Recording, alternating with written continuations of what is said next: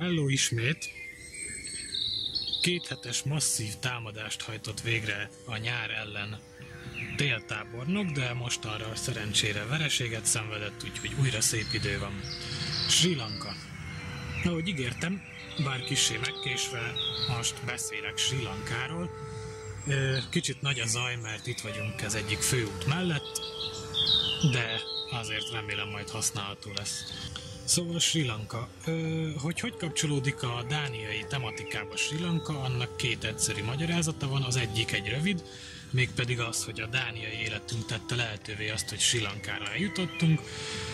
A második pedig kicsit bonyolultabb, ugyanis a sri lankai utazásunk alkalmával terveztem, hogy videókat fogok vágni az ott készült felvételekből, és hogy erre gyűjtsek ihletet, sokat barangoltam a YouTube-on, nézegettem hasonló témájú utazós videókat, így jutottam el a vlogokhoz, utazós vlogokhoz, és aztán úgy megtetszett az egyik utazós vlog, hogy arra gondoltam, hogy én is csinálok. Persze ezt már Sri Lanka után döntöttem el, amikor rájöttem, hogy a Sri Lankán készített teljesen random felvételekből nem tudok olyan videót csinálni, amilyet elképzeltem.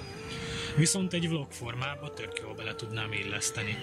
Sri Lanka ötlete alapvetően úgy kezdődött, hogy a Betty meg akart engem lepni karácsonykor egy egzotikus madarászós kirándulással, és talált egy bird guide céget az interneten, ami Sri Lankán tevékenykedik, és ezt nézte ki, de aztán rájött, hogy erre azért szakmailag fel kell készülni.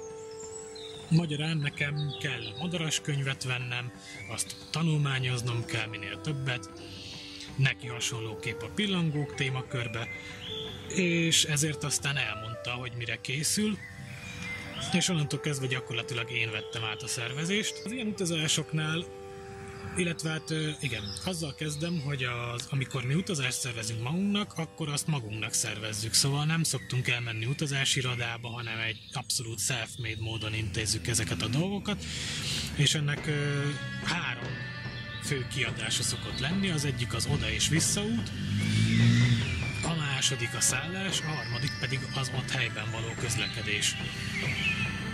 Ez a három kritikus pont, amit meg kell előre alaposan szervezni.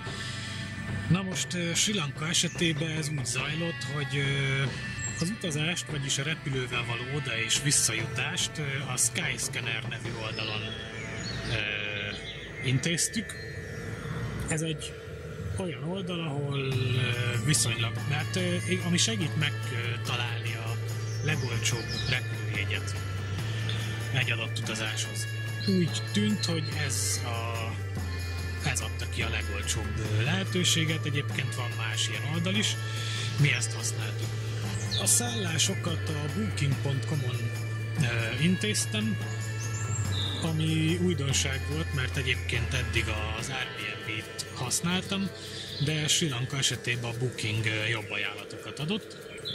Egyébként Sri Lankán nagyon széles skálán lehet találni szállásokat, két dolog van minden sarkon Sri Lankán, az egyik az valamilyen étkezési lehetőség, a másik pedig valamilyen szállás lehetőség.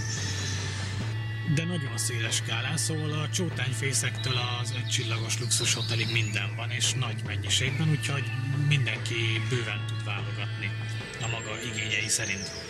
A közlekedést volt a legnehezebb megszervezni, mivel az összes utazós oldal, illetve hát két dolog miatt, az egyik, hogy nincs jogosítványom, ugye, a másik pedig, hogy az összes utazós oldal azt ajánlotta, hogy ha nem vagyunk hétpróbás sofőrök, akkor ne is nagyon próbálkozzunk azzal, hogy mi vezessünk magunk Sri Lankán, mert egy nyugati ember számára nagyon brutális és kaotikus az ottani közlekedés, amit aztán tapasztaltunk is. Nem bántuk, hogy nem kell nekünk vezetni. Igazából Facebook csoportokba regisztráltam be, elsősorban a madarász csoportokba, hogy ott nézzem, hogy miket látnak, meg ott érdeklődjek ilyen témába. Aztán ott tettem fel a kérdést, hogy nem akar-e valaki valamennyit minket fuvarozni, nyilván valamennyi ellenszolgáltatásért. Másrésztről, hogy tudnak-e olyan magánembert vagy kis céget, aki ezt nagyon olcsón intézi. Próbáltuk olcsón kihozni nyilván. És végül egy kis cég jelentkezett be, illetve először bejelentkeztek magánemberek is, akik egy ideig úgy volt, hogy legalábbis az utazásunk bizonyos szakaszában hurcibálnak minket és együtt madarászunk, mert hasonló az érdeklődési körük, de aztán ők különböző okok miatt lemondták végül. Végül a teljes utazásunk idejére egy kis családi cég vállalta a fuvarozásunkat, ami úgy zajlott, hogy mi elküldtük nekik az úti tervünket, amit előre kitaláltunk, ők megmondták, hogy ez mennyibe fog nekünk kerülni, ráokéztunk, küldtek egy szerződésféle valamit, és ennyi volt.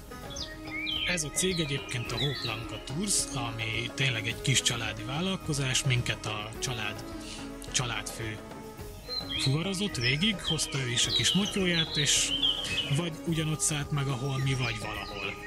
Ez néha rejtély volt, de ott volt nála a kis utazótáska, és ő is lerakott minket, amikor azt mondtuk, hogy ma már nem megyünk sehova, akkor ő is elvonult valahova.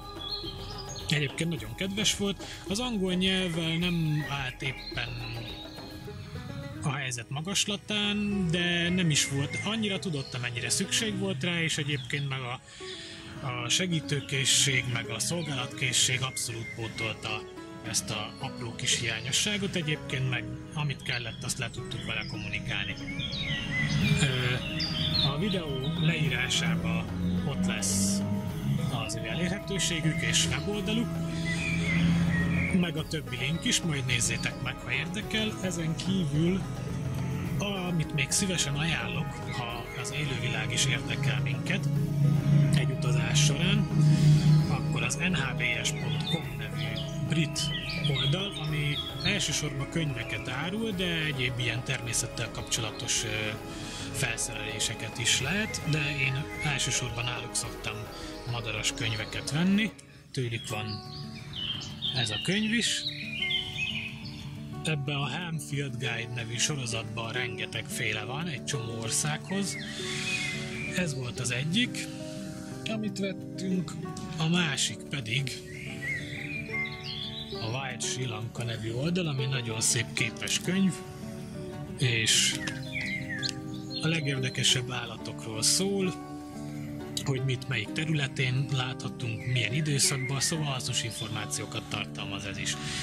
Két fontos dolog még, amit sri lankai utazásnál el kellett intézni, az egyik az egy teljes körű utasbiztosítás, ami fedezi a felszereléseinket, mivel elég drága, hol mit hurcibáltunk magunkkal, ugye 2 fényképezőgép, távcsövek, számítógép, szóval nem ártott biztosítani ezeket is, ezen kívül természetesen magunkat, és egy jó széleskörű biztosítást érdemes már egy ilyen Európán kívüli utazáshoz biztosítani, pláne, hogy azért egy olyan trópusi szigeten vagyunk, amit időnként természeti csapások érnek, különböző halálosan mérges kígyók élik a szigetet, stb. Szóval érdemes egy minél szélesebb körű biztosítást kötni.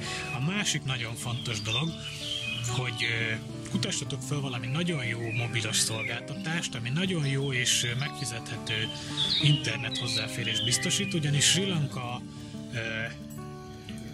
internetes szolgáltatása, hát nem tudom, persze komoly szállodákban nem laktunk, de ahol laktunk, ott ugyan általában volt internet, viszont például onnan nem tudtam volna vlogolni, mert nem tudtam volna föltölteni az anyagot, mert annyira nem volt erős a net.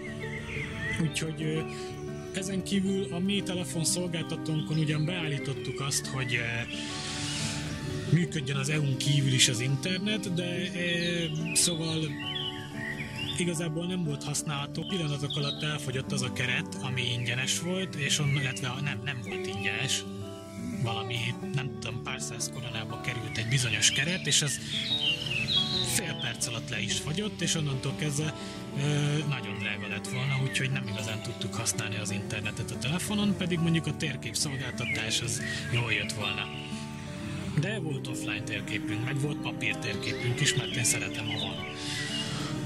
Úgyhogy erre majd nekünk a legközelebbi út során ki kell találnunk egy jobb megoldást, de az a lényeg, hogy aki ebben rutinosabb, az esetleg írja meg nekem, hogy miképp lehet ezt praktikusan és gazdaságosan megoldani. És igazából most ez ennyi lesz a Sri Lanka bevezetése, ami nem túl hosszú, de ha most elkezdenék belemenni abba, hogy akkor konkrétan az utazásról elkezdek beszélni, akkor meg már nem tudnám úgy elvágni, hogy jó legyen, szóval ez egy ilyen bevezető rész lesz, és a továbbiakban majd konkrétan az utazás lesz, archív felvételekkel, videókkal, izgalmas lesz, remélem. Úgyhogy a Sri Lankás kis sorozatunkat folytatjuk legfeljebb 2 hét múlva.